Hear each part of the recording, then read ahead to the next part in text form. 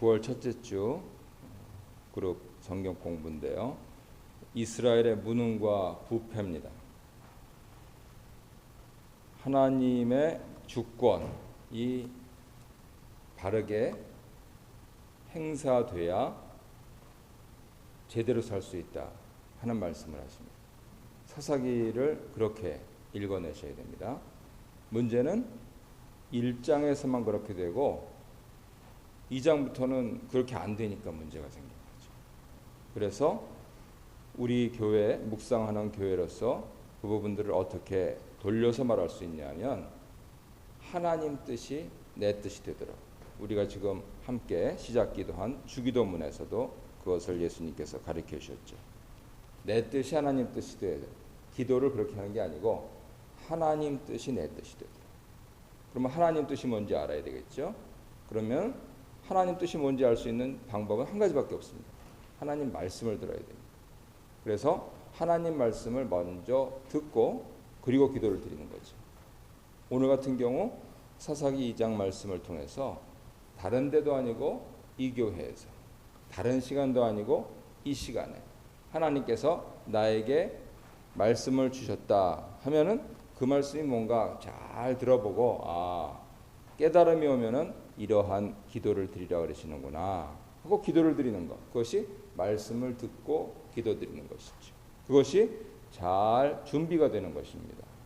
9월 달에는 앞에 제목이 예기치 못한 이렇게 되는데, 예기치 못한은 준비하지 못한 이런 뜻으로 바꾸어서 말할 수도 있습니다. 예기치 못한 일들이 왜 일어나느냐? 준비하지 않아서 그래요. 결국은 특별히 오늘은 세대를 준비하는 그러한 것이 주제가 되어 나와 있는데, 세대, 다음 세대를 수준비하지 않으면 어떻게 될 것인가 하는 부분들이 사사기를 통해서 계속 반복돼서 나옵니다. 사람이 살면서 죄를 안 지을 수는 없죠. 근데 예수님 말씀하신 것처럼 다시 죄를 지면 안 되죠. 인생 복잡합니다. 세상 복잡합니다. 그래서 사람은 어떻게 보면 실수의 연속이라 할 수도 있어요. 그런데 실수를 계속해도 왜 성공하느냐? 다시 같은 것을 범하지 않기 때문입니다. 근데 우리는 그거를 자꾸만 혼동해가지고 다시 반복하는 거예요. 그러면은 다람쥐 쳇바퀴 돌아가는 듯한 신앙생활을 할 수밖에 없고 나 스스로 지겨워집니다. 그래서 그 부분들을 아주 명확히 하셔야 됩니다. 뭘 준비하느냐? 내가 실제적으로 실천한 부분들을 내 자녀들도 따라할 수 있도록 그렇게 하는 일들을 준비해야 된다는 것, 오늘 사사기 2장의 주제가 되겠습니다. 말씀과 나눠 보겠습니다. 여호와 사자는 하나님 은혜의 명령을 저버린 이스라엘 불순종을 책망하는데요, 언약 성취를 상기시키면서 그들에게 주신 하나님 명령은 가나안 거민과 언약 세우지 말고 그들의 단을 헐라. 이미 단은 있었기 때문에 언약을 안 세우니까 당연히 있는 단은 없애야 되겠죠.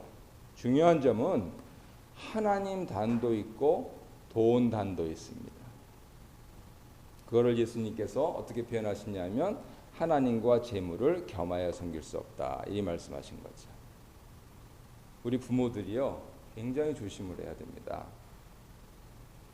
하나님 열심히다, 교회 가, 기도해, 찬양 열심히 들어. 그리고 엄마 아빠가 돈 이렇게 하면 어떻게 되겠습니까?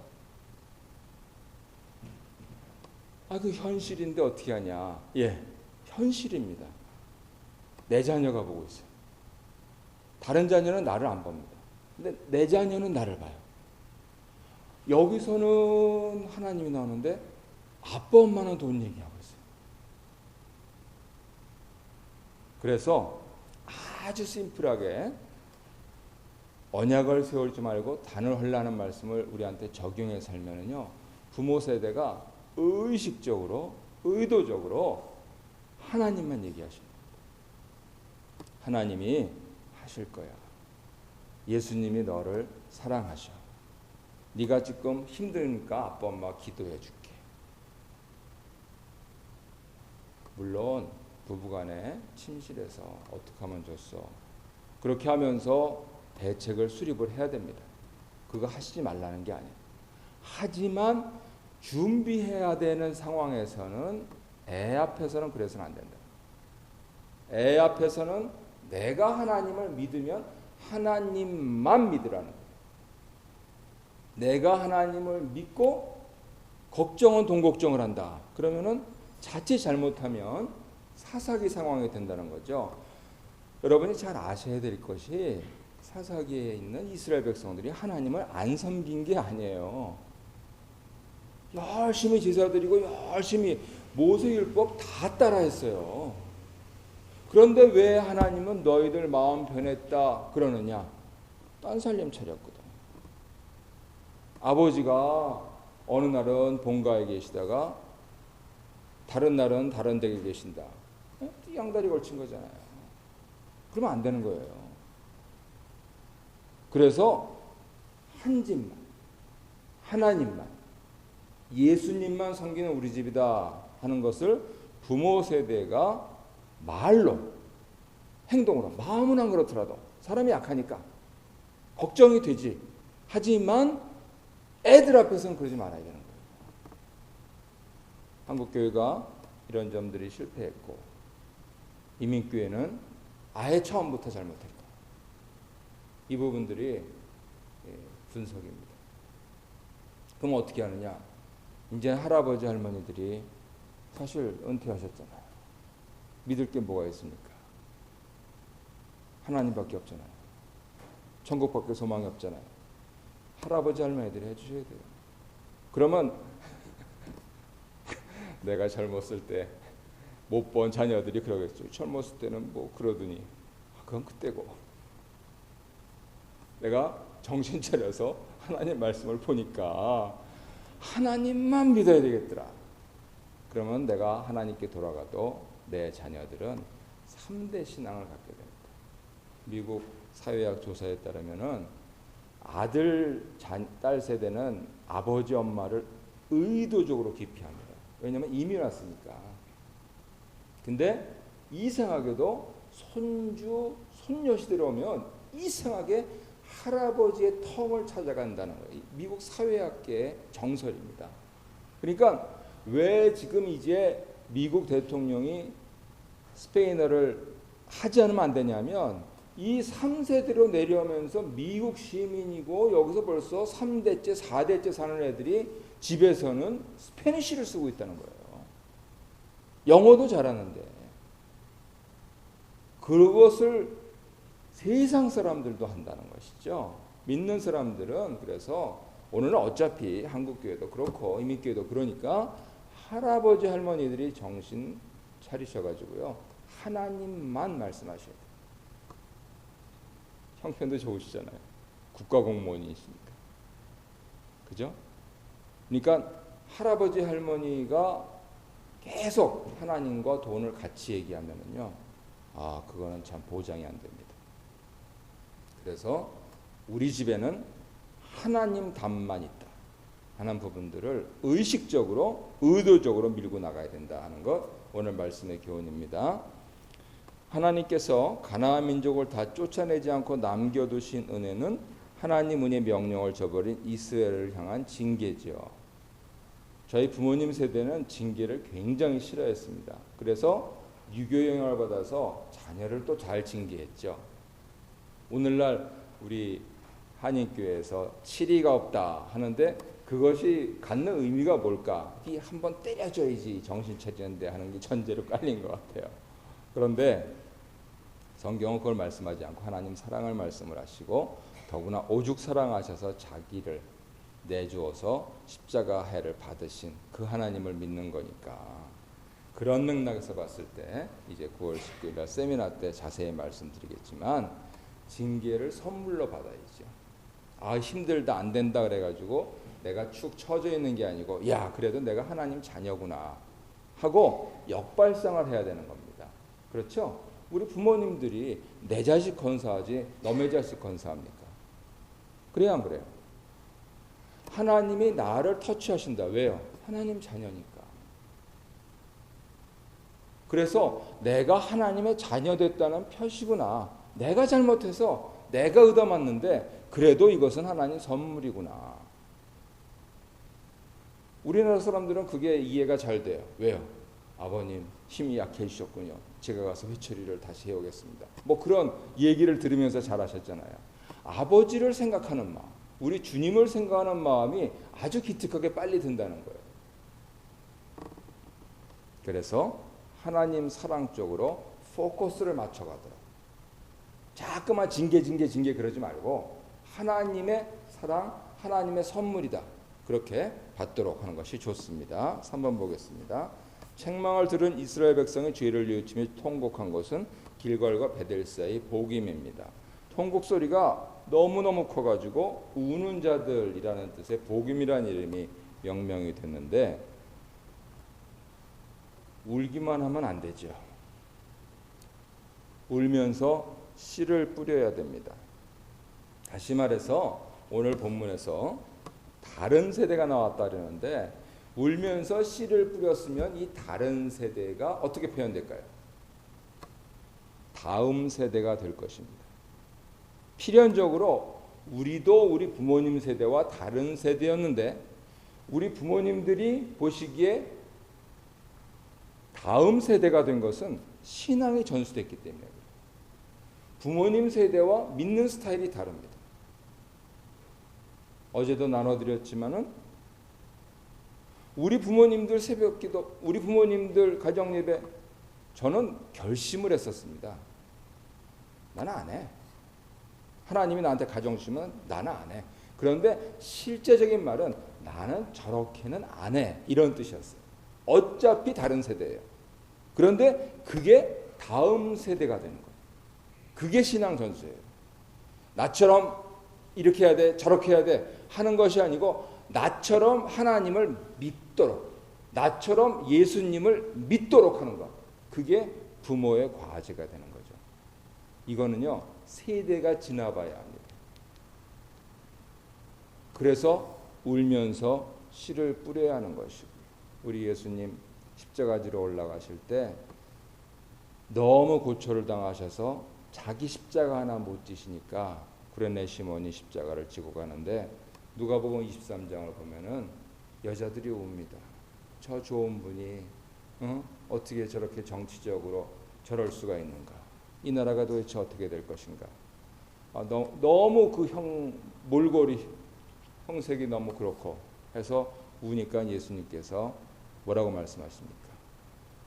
예루살렘 딸들아, 나를 위해서 울지 말고 너희와 너희 자녀를 위하여서 울어라. 이렇게 말씀하십니다.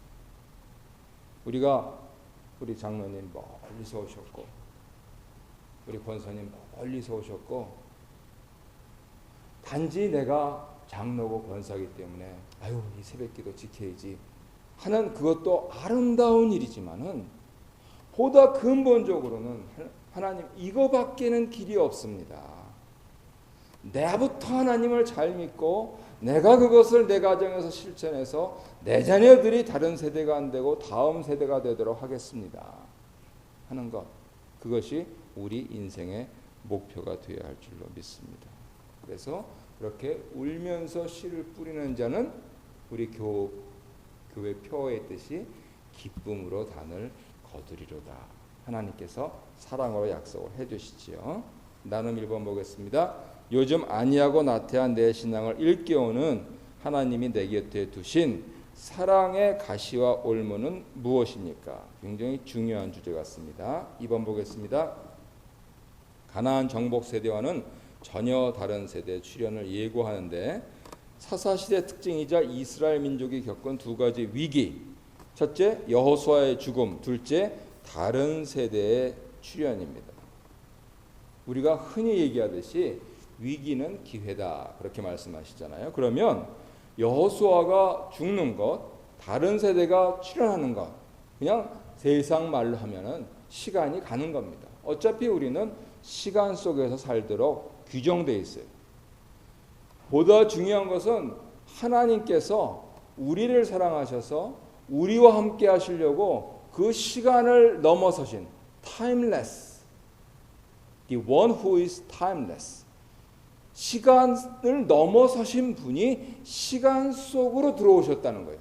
그 정도로 사랑하셨다는 거예요. 그러면 가는 세월을 막을 수가 있나요? 아무도 막을 수가 없죠. 하지만 이 시간이 흐르는 것을 기회로 삼을 수 있다는 겁니다. 어차피 다른 세대가 될 것이라면 이 시간의 흐름 속에서 내가 다음 세대를 만들겠다. 내가 어떻게 만들겠습니까? 그러니까 내가 그것을 위해서 분투하겠다 하는 그러한 신앙의 각오를 다질 수가 있는 것이죠. 우리 장로님들 다 은퇴하시니까 이제 이 교회 어떻게 하느냐? 이 얼마나 좋은 기회예요. 그거를 기도 제목으로 놔야죠. 젊은 사람들이 하나도 없다. 다 똑같아요. 중요한 점은 그래도 거기서 성령 충만하여서 부흥하고 하나님께 감사하면서 신앙이 계대되는 그러한 교회들이 반드시 나옵니다. 그러면 우리 교회가 그런 교회가 되어야 되죠. 한탄만 하고 울기만 하고.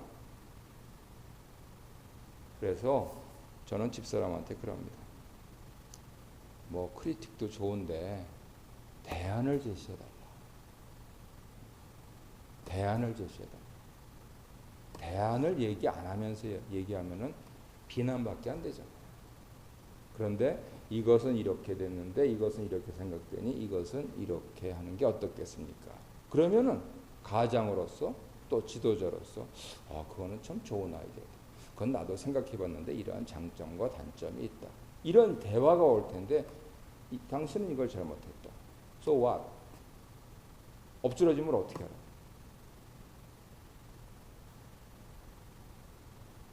그래서 다음 세대를 준비하기 위해서는 대안을 마련해요. 과연 위기를 기회로 바꾸기 위해서는 대안 마련이 급선무인 것이죠. 2번 보겠습니다. 가나안 정복 시대 퇴장 이후 일어난 다른 세대 특징, 여호와를 알지 못했고 여호와께서 이스라엘을 위해 행하신 일도 알지 못했습니다. 왜요? 안 가르쳐줬으니까. 아주 간단한 거예요. 나는 주일날 빠지지 않고 나왔는데 내 자녀한테는 공부해, 공부. 그랬으니까. 제가 잊혀지지가 않는 것이 저희 선친이 이제 갓 늦게 목사 안수를 받으셨는데 학생회 주일날 예배 끝나고 오후에 얼마나 좋아요. 이렇게 이쁜 여학생도 있고 그래서 안 빠지거든요. 오후에 찬양하면서 또 그냥 놀면서 그러니까 제 동생을 교회에 보내셔가지고 너는 와서 공부해야 된다. 그러셨어요. 제가 어린 마음에 굉장히 상처가 됐어요. 앞뒤가 안 맞거든요.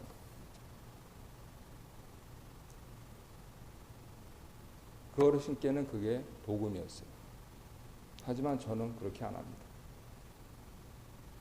제 자녀 세대는 또 그렇게 안 할 겁니다. 중요한 것은 가르쳐줘야 돼요. 우리 어른 세대는 어떻게 하셨습니까? 주일날 우리 교회에도 그런 어르신 계세요. 장로님 우리 여기 모이는데 이렇게 좀 오시죠. 목사님 저는 주일날은 음식점 안 갑니다. 아직까지 그러죠. 예, 리스펙트합니다. 장로님 그 어려운 일제시대부터 이렇게 믿어오셨으니까 저는 그 부분들 하겠습니다. 하지만 이 젊은 사람들하고 우리 리더들하고 또 멀리서 주일날밖에 모일 시간이 없고 이렇게 모이도록 하겠습니다. 기도해 주세요.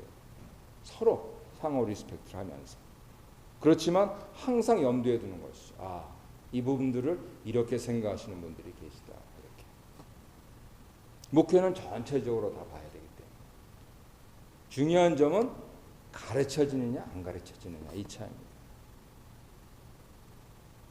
나눔 2번 보겠습니다. 지도자 부재 부패만큼 공동체 큰 위기는 없는데요. 이것을 어떻게 기회로 갖기 위해서 대응하느냐. 참 큰일인 것이 거기 적혀 있듯이 무관심, 무반응, 대안 없는 비난, 기도 없는 냉소, 회의 아니면 참 리더십의 회복을 위한 기도를 드릴 것이냐 하는 부분들이요. 나눔 3번 보겠습니다. 우리 자녀들이 이 시대에 하나님 나라를 섬길 수 있도록 어떤 신앙 유산을 물려주어야 할까요? 우리 권사님 수고하셔서 청년 사역하신 목사님 만났는데요. 저는 그래서 여쭤봤습니다. 목사님, 청년 사역 열심히 하셔서 다음 세대가 양성이 됐습니까? 그러니까 목사님 그런 얘기 하지 마세요. 청년들은 왜 모이냐면 서로 짝 맞추려고 모입니다. 그래서 우리 교회에도 그렇게 청년 사역에서 남아있는 청년들 얼마 없습니다. 하지만 제 사명은 그 청년들이 예수 믿는 가운데서 서로 뒷짝 찾아서 예수 믿는 가정 세우면 그게 제 목표입니다. 그래서 저는 열심히 그렇게 했는데 우리 교회 아니고 다 뿔뿔이 흩어질 것을 미리 염려해가지고 하나 건 안 만들었거든요. 우리 교회 자녀들 영어권만 지난 15년 동안 해왔던 것이. 근데 내 생각이 좁았구나. 저 목사님은 내 자녀도 아니고 남의 자녀가 내가 그 에너지를 다 쏟아서 그 목회에 오직 청년 사역을 하는데 우리 교회에 안 남아 있어도 저들만의 예수 믿는 가정을 만들기만 한다면 내 거기에 소명의 가치가 있다. 그렇게 넓게 생각을 하셨다는 거예요. 우리가 이 부분들 우리 가정에 적용을 해봐야 되겠습니다. 우리 교회 목회자로서는 저는 어차피 때도 늦었고 계속 초질관하게 제 목회 방침을 밀고 갈 수밖에 없어요. 영어권 어떻게 세워줄 것인가. 하지만 한 가지 교훈을 얻은 것이 있습니다. 우리 자녀들은 왜 모이느냐. 청년 때는 남녀로 만나길 원하기 때문에. 그러고 나니까 옛날 생각이 나는 거예요. 나는 우리 아버지한테 왜 상처를 받았느냐. 주일날 오후에 성경 공부하지 말고 집에 와서 공부해서 좋은 대학 가라고 하셔서 아니고 가장 깊은 곳에는 뭐가 있었냐. 그 이쁜 여학생을 못 보게 된 데 대한 다 그런 거예요. 그래서 그런 차원에서 어떻게 대안을 마련해 갈 것인가. 어떻게 아름다운 예수 믿는 가정을 만들어 줄 것인가. 저는 소견도 좁고 규모도 좁은 목사라서 우리 교회들만 좀 그렇게 잘 됐으면 좋겠어요.